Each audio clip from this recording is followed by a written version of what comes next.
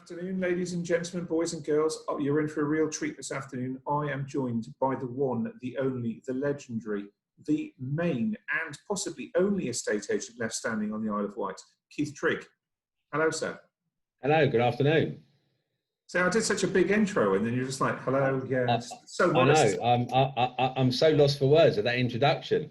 I've never been described like that, but that's great. So Keith, would you like to tell everyone that's watching a little bit about yourself and your business, please? Okay, so I'm Keith Trigg. I own Trigg Co on the Isle of Wight. Started it 7 years ago. We started in a small office, and the office behind me on the screen you see is our head office. We started what I believe everyone is doing now is what's called a hub. So we work out of one location covering the whole of the Isle of Wight, which has been really successful. People can come in, park, Wi-Fi, much easy to do. And like I said, a lot of agents are doing that. I've been in the business now 40 years. I started when Margaret Thatcher got made Prime Minister in 1979, and I've still not got too much grey. I've seen lots of changes over the years. Nothing surprises me anymore. I love the job. I get up every day, get in the office at 7, leave at 7 or 8. I love being an agent and helping people move house. That's a bit about me, really. Fair play. And of course, you only started in agency when you were 3 years old, just to make sure, just to get it all clear there. Yeah. So without further ado, I'll start on the 5 questions that we've got. So question 1 is, what would you have done differently if you'd been given notice that COVID-19 was going to hit us earlier on this year? It's a difficult one because that's hindsight, isn't it? What we would have done differently, we're probably not a lot. We're very fortunate we have a cloud system we operate, so we can operate from home as we did. Obviously, the things we brought in, wearing masks and gloves, but our setup allows us to be very flexible, so we can work anywhere in the world. Our phones are all on VoIP, same as our computers, mobiles. So really, probably not a lot, because we could have operated as we did from home for 8 weeks without really any interruption. I suppose the only thing is looking at how to do viewings, which a lot of vendors didn't want to do. But not being the traditional high street agent, we've been able to adapt. So probably not really anything different. Good to hear. That's proper planning. That is proper planning when you don't have to change too much. No, but we virtually changed nothing. Because like I said, all the staff, we have Zoom meetings and everyone knows how popular Zoom's been. Our mobile, so when you ring the office, it'll automatically ring the mobile and your laptop. So you can answer on a laptop, desktop, mobile, handset. It really doesn't matter the car. So really, I've not had to change anything to continue operating. So moving on to question 2. Who or what impressed you the most when we had the most stringent period of lockdown, would you say? When you say who, are you talking about a politician or? Oh, anyone. You can name a politician. That would be a novelty. People don't normally tend to praise politicians. So. For one of getting, whilst I'm not overly politically minded, I think Boris short term, I thought, did the right thing on the lockdown. There's probably many things they've probably not done right since. I think he learned a lot from picking up the disease himself. So probably the way we dealt with it, and probably my staff, the way we've handled it, by just the way we continue to operate. It was almost a seamless transaction. We just, they were operating from home. We sort of carried on as normal, but instead of your normal morning meeting, we were having Zoom meetings. So, the staff, I suppose, has been the biggest thing that it hasn't affected how we've operated only by not seeing one another face to face. So the way they've dealt with just carrying on as if nothing's happened, for want of a better word, with all the trauma that's been going on. I had a meeting yesterday where we were pitching for some work, so I put a shirt and tie on, which I hadn't worn for months. And then the other end, which we were pitching for, couldn't get their video conference into work, so we just did it on the telephone. I was all dressed up with my shorts on at home, thinking this is just bizarre. So. Yeah, I expect some of the staff were in obviously casual gear, but if we had to Zoom vendors or whatever, like I'm wearing now, we had shirts on. But no, the staff really, because it was I say a concern because we have the setup we have. I said if I'd have been a traditional high street agent with a ADSL landline and normal office, and then suddenly had to transfer, which I know some of the big corporates have struggled initially. We literally it was just, we just carried on. We were just sitting at home rather than in my nice building opposite or behind me. So question 3, during the lockdown period, there must have been something you enjoyed. So what was it that you enjoyed the most, would you say, when we weren't allowed out, really? What's the most thing I enjoyed? This is going to sound a bit sort of corny, working, because where I work, I was sitting at my desk in my office working, probably been able to have a wander outside on my mobile talking to a client in the garden with the sun out when we had all that nice hot weather. The thing I probably didn't enjoy, I ended up snacking a lot, picking, so I ended up putting on more weight. So that was probably the down. That was a nice thing, but also had a flip side of you suddenly realise that clothes aren't fitting.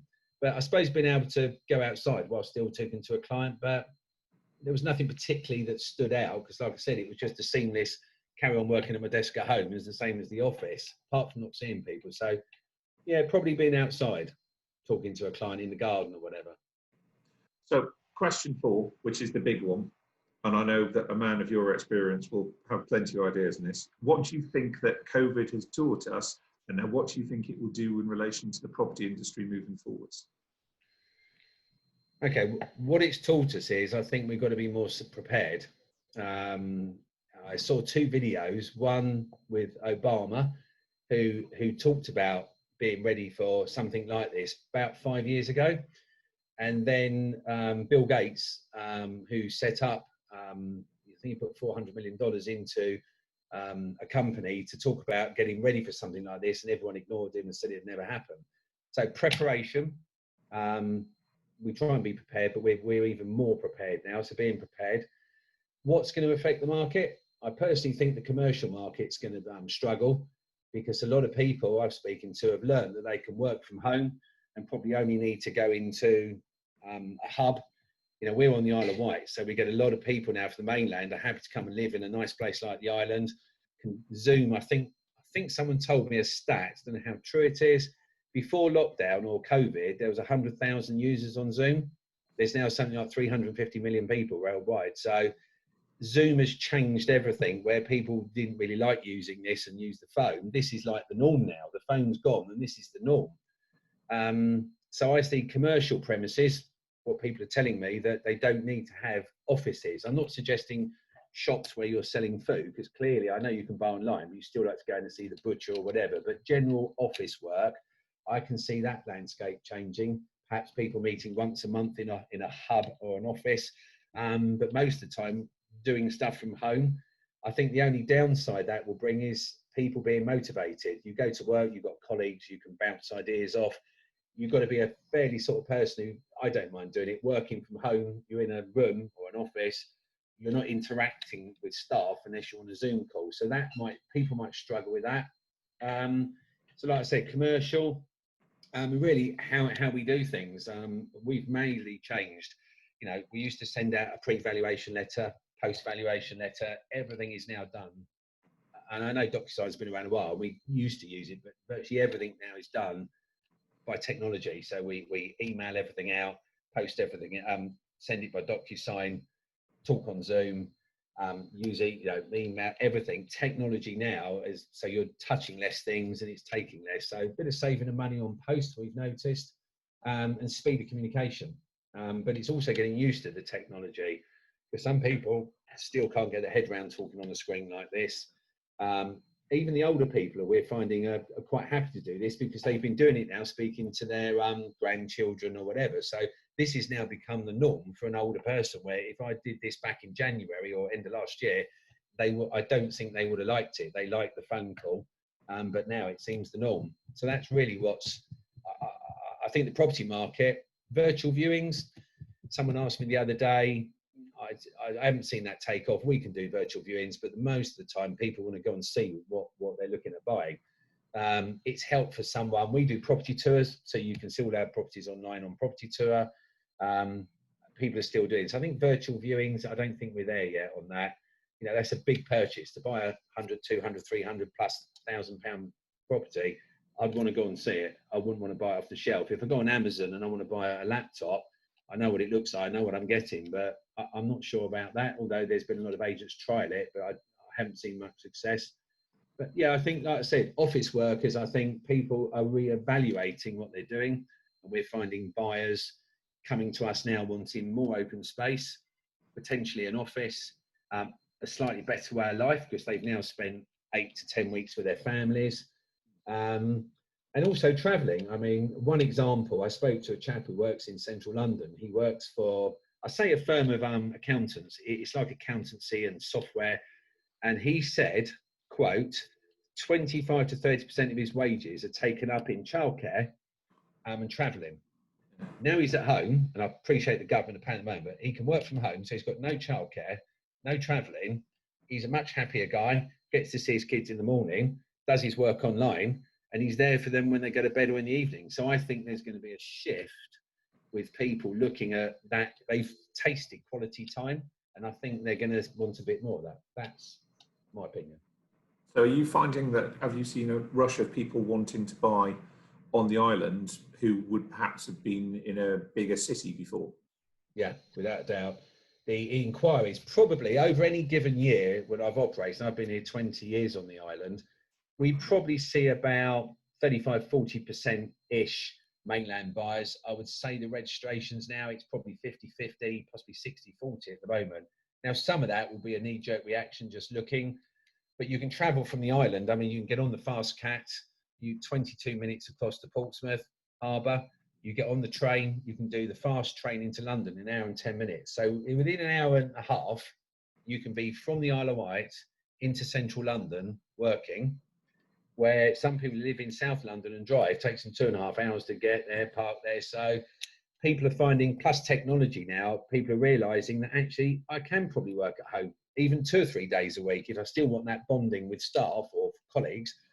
And they're taking a different look on life, basically, and what they're doing, where they've spent so much time. And with the weather that's been phenomenal, that's probably helped to not helped. It's helped that, but not helped people wanting to go back to work. Although today it's looking a little bit overcast, but... All right here. So do you think prices will increase? Well, there's been... I think property, and like I said, the 40 years I've been in the business, I've always seen property increase. Medium to long term, I think property is still one of the best investments. If you're looking short term, you get the peaks and troughs. There's just been 2 reports carried out, one by a major London company, Knight Frank, who have done this for the government. They're predicting a 5% increase in 2021 and no decrease this year. Zoopla have just done one suggesting the similar thing.